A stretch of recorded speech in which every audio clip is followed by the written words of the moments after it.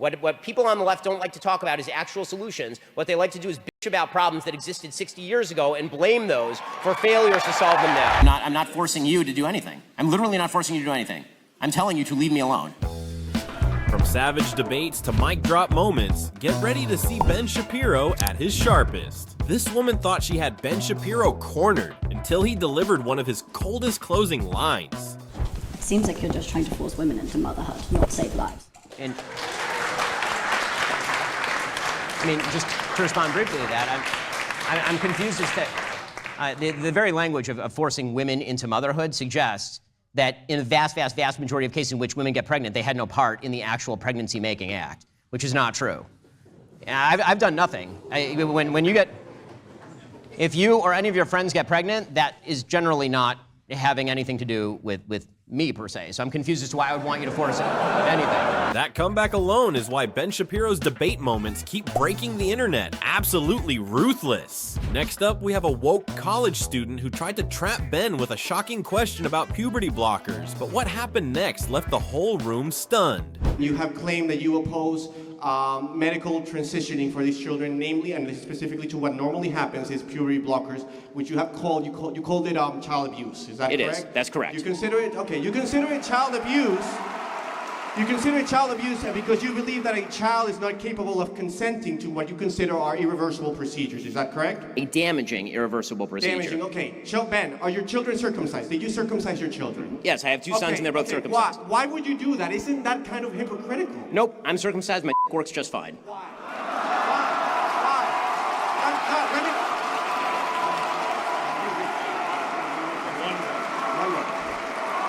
Why is violating the bodily autonomy of an infant acceptable to you? And I can say, I'm a owner, and I can tell you, there's sensitivity right there, Ben, that is removed when you do a circumcision. Why is that okay to you? Well, I don't mean to get personal, but I'm sure it doesn't seem like you could possibly have a basis for comparison.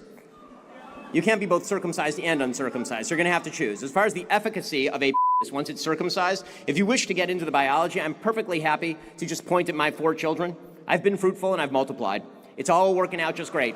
As for the notion that it is a grave violation of bodily autonomy, I can tell you there are millions of men across time who've been circumcised. This is not a quote-unquote damaging procedure in the same way that, taking a boy and shooting him full of estrogen so you can later cut off his and is. That's an absurd comparison on every level. That's the kind of debate where logic didn't just win, it obliterated the argument. In this next moment, a student challenges Ben on wealth and privilege, and what follows is one of his smartest rebuttals of all time. Argue against wealth redistribution and higher taxes on the wealthy. However, in the past 50 years, the wealth gap between the working class and the upper class has been growing by almost 10%, with single women, Africans, and Latinos being lower on the economic ladder, oftentimes, which you have said, are the people playing the victimization card. With these inequalities continue to grow, how can you not argue for some sort of wealth redistribution or taxes on the wealthy? Okay, so there's a few points to be made here. One is that when you talk about the gap between the rich and the poor, these are not stable groups of people. Okay, people go from the bottom quintile to the top quintile and back down to the second quintile and back up and back down. Okay, I in my life have been in probably the second to bottom quintile when I was growing up, and now I'm in the top quintile. Right? That's fairly common. This happens actually over the course of life for many people who just age in the United States. As you get older, you start to build wealth. Hopefully you get a job, and then you grow out of that. And the reality is that if you want to escape permanent poverty in the United States, you really only need to do 3 things. As I've discussed before, this is not my research. This is research from writers for The Atlantic, the Thurnstroms back in the 1980s, but it's been very well verified. You don't want to be in permanent poverty in the United States. Finish high school, get a job, don't have babies until you're married. Those 3 things, you won't be in permanent poverty in the United States. There is income mobility in the United States. That's number 1. So when we say gap between the rich and the poor, you have to understand these are not stable groups of people. People are moving up and down between various wealth brackets. Point number 2, the only way to solve the disparity in wealth, which sometimes is historic, meaning like your grandma had a house and now she passed it on to you. I will point out here, the vast majority of people who are very wealthy in the United States are not wealthy because grandma had wealth. Right? Elon Musk actually, contrary to popular opinion, did not grow up wealthy. Right? I did not grow up wealthy. In fact, most of the people that I know who are very, very wealthy did not grow up wealthy. There's tremendous income mobility. The way that you solve for wealth gaps in the United States is with better income mobility, and that only comes with an opportunity economy that allows people to move forward based on their efforts, right? Based on innovation, based on keeping the wealth that they generate in and of themselves. If you take that away from them, then it removes the incentive, and it also perverts the incentive structure. So there's that as well. And then finally, the biggest question of all is everyone, who talks about wealth redistribution, they like to talk about the wealth gap. Hey, I don't care about the wealth gap. I honestly don't.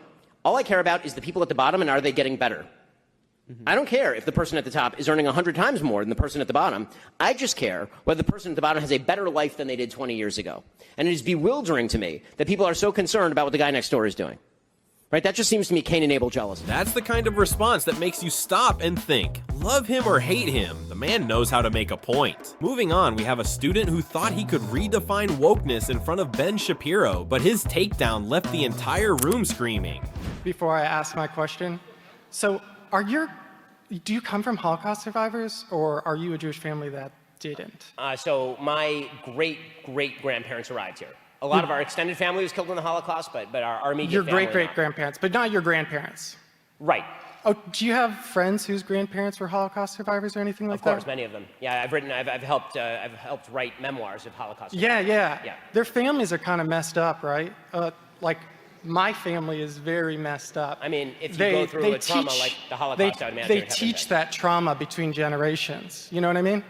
Well, I mean, trauma very often in a lot of circumstances is passed down. I mean, I know some kids of Holocaust survivors who turned out fantastic and some who didn't. I mean, that's Yeah. Okay, so you are officially woke. That is what wokeness is about. It's like, people's grandparents or their great-grandparents were slaves. Well, it's okay. No, it's okay. I'm talking. Guys, I actually want to hear. I want to hear. No, this it's guy, okay. It's okay. I want to hear. Let's at least hear the argument. Let's hear it. Let's hear it. Go. What? He wants to hear me. I do want to hear it. It's fine. Let him go. Let's hear it. Come on. I'll just. Explain how that's woke.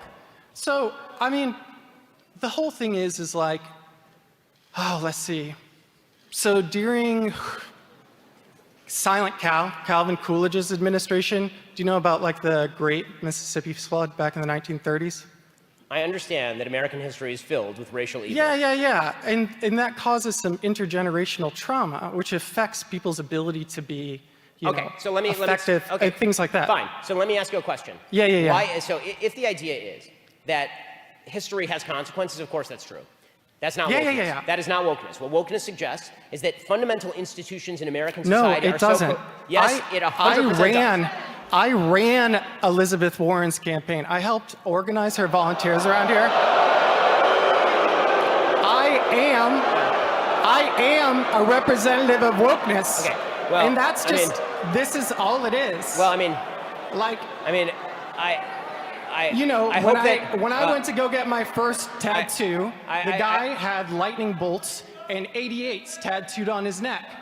And as a Jewish person, that's really messed up. It's basically a threat. There are racist people who exist. The argument that you're making, and I'm going to close with this because this is going in weird directions, and I don't really want to. No, it's not I don't really want to get. Just hold up a second. I let you get out your arguments, and now it's time for me to respond because I let you say the full argument. Okay, I'll let you respond, but no, not but. Now's my turn. You are not characterizing what I'm saying accurately. Now it's my turn. Your definition is inaccurate. The reason your definition is inaccurate is because any sentient human being would acknowledge that history has consequences. Right. But if the idea is, but that's not what wokeism is. Wokeism is a different thing. Wokeism suggests that all inequalities of today are attributable to not only historic injustices, but also continuing injustices in the now. And that all disparity is attributable to discrimination. Like that, but a conservative. Not just that. A conservative is the only person. I want to know why. Why is it that conservatives are the only people who define it like that? Why are conservatives the only people? Okay, so we're gonna have to stop here because this is going nowhere. But what's up? I'm gonna have to stop with you because this is going nowhere. All I'm going to say is this. To sum up, I just am trying to understand your perspective. Just one more second. On a fundamental level, you're shifting definitions to avoid the consequences of your own argument. And if the idea is, and final point, if you are going to hold on, if you are also, just final point to sum up there.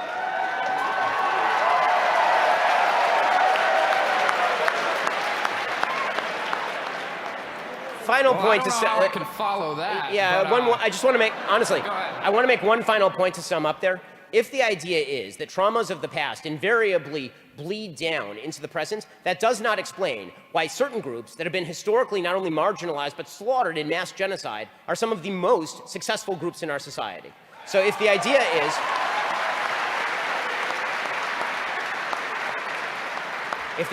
that past trauma always equals current inequality, or that my actions in, say, robbing a convenience store are attributable to bad actions that happened in Alabama in 1930, the answer to that is no. Don't rob the convenience store. The only way they are going to be able to break the chain of history is to make good decisions. What people on the left don't like to talk about is actual solutions. What they like to do is bitch about problems that existed 60 years ago and blame those for failures to solve them now. And that right there is why debating Ben rarely ends the way his opponents expect. When this debater called out Ben for supposedly loving big government, he didn't expect Shapiro to turn his own argument right back at him. It's no problem. Just say it.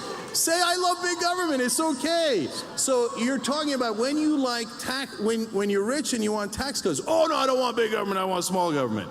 But when it's convenient for you and you'd like oil subsidies and you'd like wars and you'd like to meddle in people's private lives, then you love big government. Okay, so first of all, I'd like to point out that Schenk's big government, small government dichotomy was proposed by you, not by me.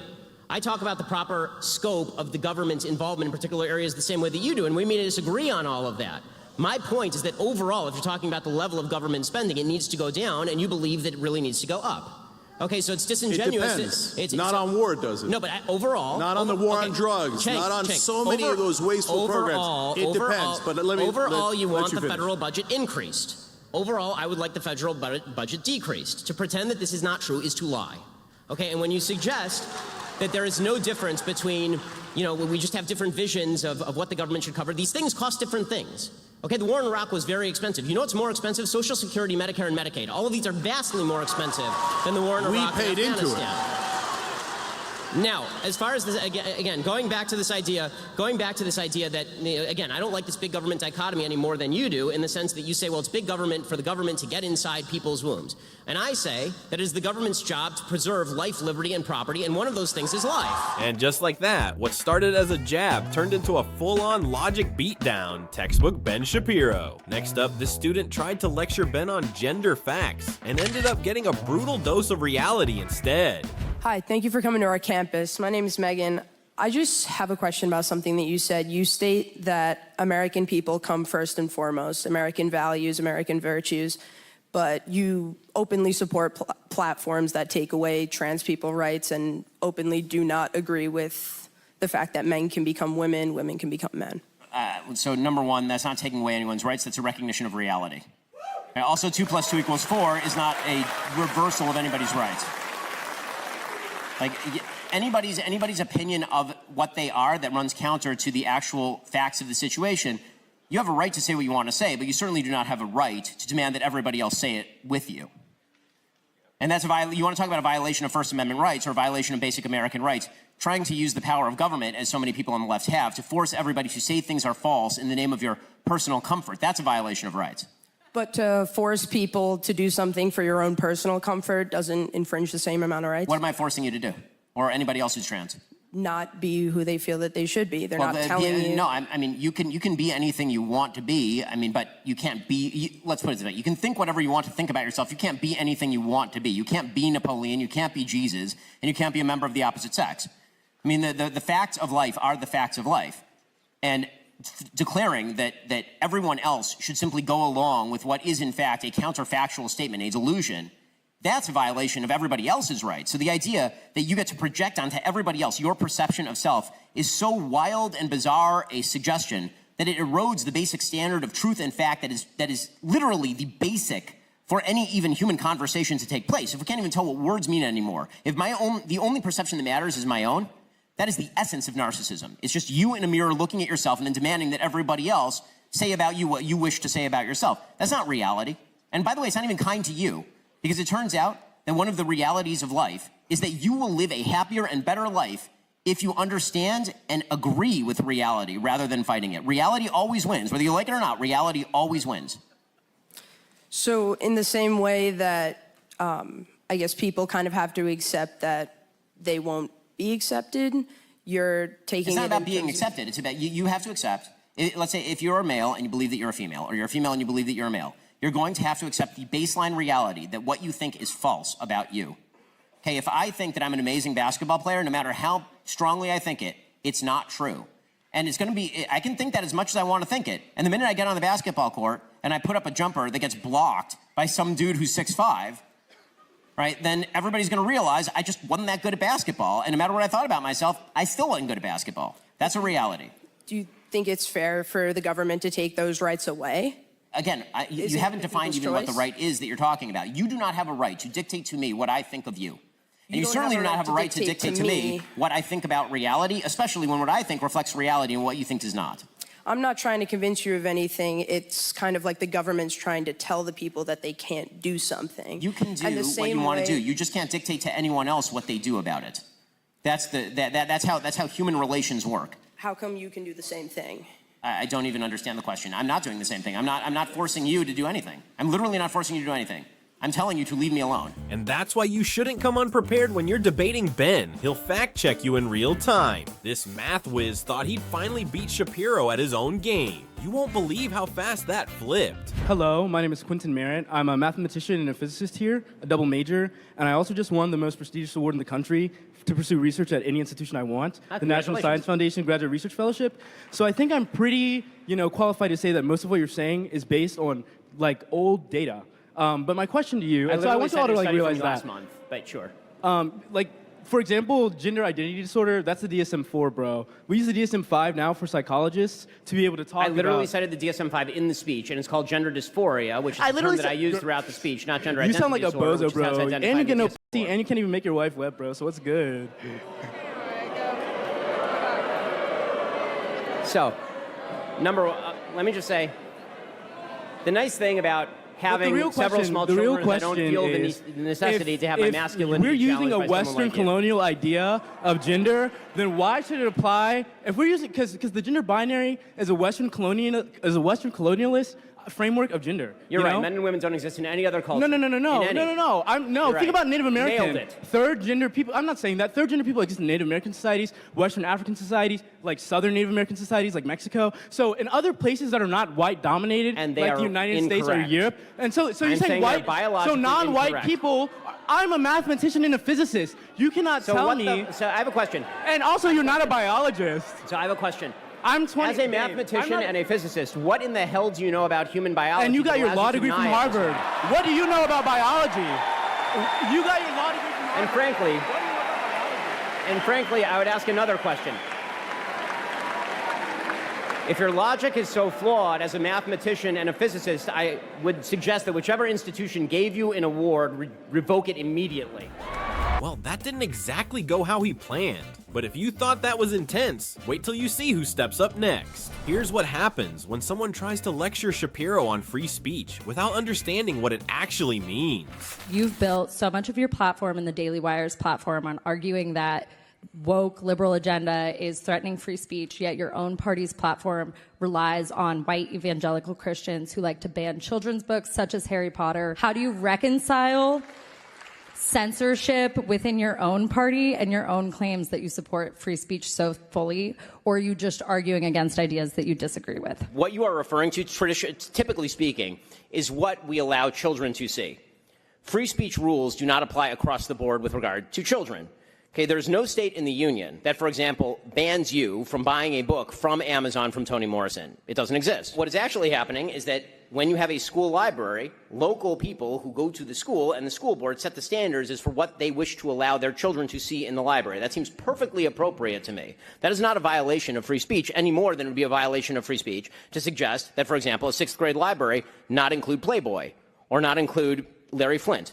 Okay, what about Harry Potter? What about Harry Potter? Meaning that if you want to evangelicals ban Harry Potter. If you want to send your kid to a school that allows Harry Potter in the library, by all means do so. My kid's school does include Harry Potter in the library. It's a free country. That is not the same thing as banning Harry Potter. Banning Harry Potter would be to say that you cannot, under penalty of law, you cannot disseminate Harry Potter in, say, the state of Alabama. And if you sell it in the state of Alabama, they will prosecute you and put you in jail. It is a dramatic misnomer to suggest that, and I like when people use Harry Potter as the example because Honestly, like name the list of schools that are banning Harry Potter. I can name you a list of schools that is much, much longer that's banning, say, genderqueer for 4th graders, which seems totally appropriate to me. I think that risque sexual content that countenances a wide variety of sexual mores is not appropriate for 4th graders, and I don't see what's even remotely arguable about that. I would suggest that there's actually both a right and a duty for the state legislature to ban the dissemination of that material in schools completely, because it seems to me that that is totally appropriate for parents and community members to discuss with their kids, not for taxpayer-sponsored apparatchiks of the NEA to leverage their morality on kids. And if the state agrees with me, they should vote that way. And that is not a violation of free speech. We set standards every single day as to what kids should and should not learn in schools. For example, I would imagine that you, for example, would not be a fan if a state decided that you had to, for example, teach creationism in the classroom. You would not be a fan of that. Yes? Yes. Okay, so you don't want that. Isn't that censorship of creationism?